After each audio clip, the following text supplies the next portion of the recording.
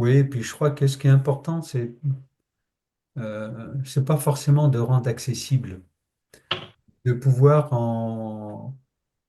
pour ça, quand je parlais de témoignage et de partage, de façon à pouvoir le dire à la fois le plus simplement possible et le plus profondément possible, de façon à s'adresser à- de cœur à cœur, quoi, hein. Enfin, éviter d'être dans le phénomène de démonstration, parce Mm. que dans ce registre-là, il y a quand même beaucoup de personnes qui sont dans euh, qui peuvent avoir tendance à être dans la démonstration, quitte à forcer beaucoup le trait pour ce qu'il y a à comprendre, enfin, ou des choses comme ça, alors que c'est propre à la nature humaine depuis la nuit des temps. Un jour, j'écrirai un bouquin là-dessus, hein, sur les contacts des intelligences non humaines avec l'humanité et comment elles ont forgé l'humanité à travers, et comment on peut le révéler à travers les écrits, hein. Bon, j'éviterai la Bible, hein, parce que pas trop ma tasse de thé, mais avec d'autres mythologies, quoique, mais en le lisant de manière euh, non conforme à ce que ça veut nous faire croire, quelles que soient les religions, hein. Par exemple, quand ça nous dit il y a des anges qui sont descendus du ciel, voilà, avec un vaisseau de feu, bon, évidemment, c'était dit avec un langage de l'époque pour pouvoir le faire comprendre à d'autres. Mais les anges pouvaient très bien être des intelligences non humaines venant d'ailleurs. Voilà, parce que quand dans la mythologie, dans les mythes, et pas que la grecque, hein, un peu partout, qu'on nous parle qu'il y a un char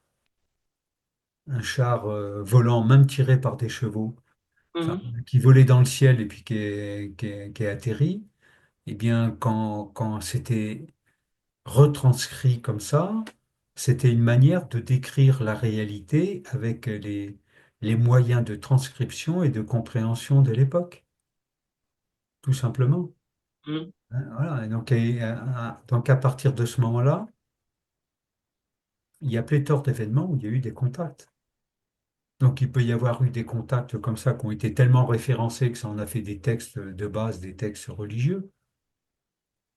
Et il peut y en avoir plein d'autres comme ça qui soient plus discrets, plus anonymes, enfin en tout cas moins influentes au niveau de l'inconscient collectif, qui soient plus proches d'expériences individuelles, mais je dirais presque,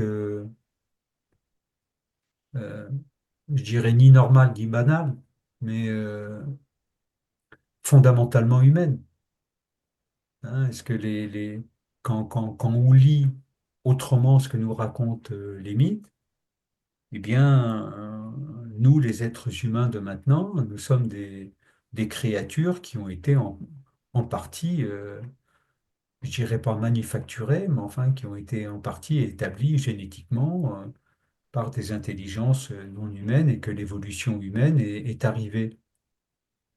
Les grandes époques par des espèces de cassures, donc la théorie de l'évolution, hein, l'homme descend du singe, ok, enfin maintenant, heureusement on revient dessus, hein, mais bon, mais qui a eu comme ça des étapes évolutives qui se sont déroulées, voilà, et à chaque fois, c'est pas l'homme qui l'a fait sur l'homme, ce sont d'autres intelligences qui l'ont fait. Et là où il y a un problème, c'est quand c'est l'homme qui le fait sur l'homme.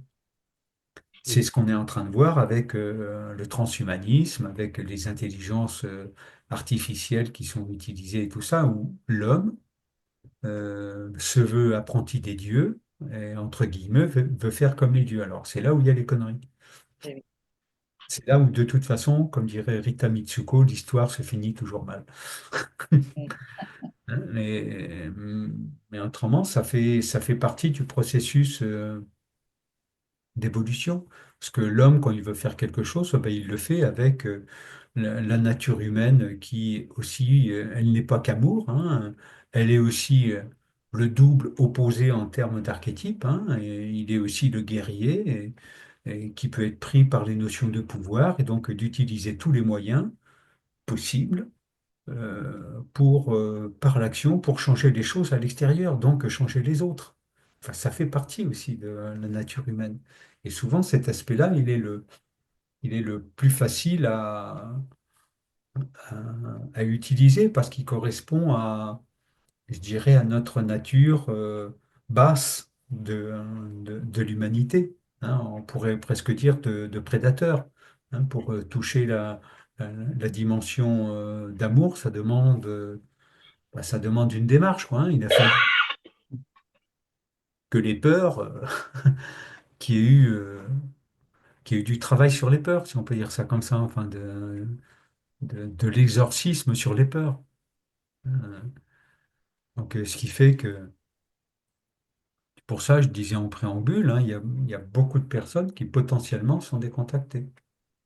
Et le piège, c'est pour ça que, enfin, pour moi, et là, ma démarche de vie et la démarche initiatique est précieuse pour pouvoir en parler. C'est pour ça que j'ai choisi d'en parler avec les modes comme ça. Enfin, quand je dis j'ai choisi, c'est parce que je témoigne et je partage, et en évitant d'en faire une histoire d'ego ou de vouloir convaincre les autres, ou de vouloir en faire plus que les autres parce que je suis conscient que quand on rentre dans cette dynamique-là, on rentre dans une machine infernale où il faut en faire de plus en plus, de façon à être de plus en plus, entre guillemets, démonstratif et crédible. Et quand on écoute certaines personnes, eh bien, on se rend compte que, comment dire, plus ça va, moins il y a à dire. Enfin, moins elles ont à dire. Alors qu'il suffit de dire les choses et puis après de laisser le courant évoluer. Hein, mais il n'y a pas besoin d'être démonstratif pour prouver que tiens, je suis encore dans le coup. Ça n'a rien à voir. On est, point. Hein.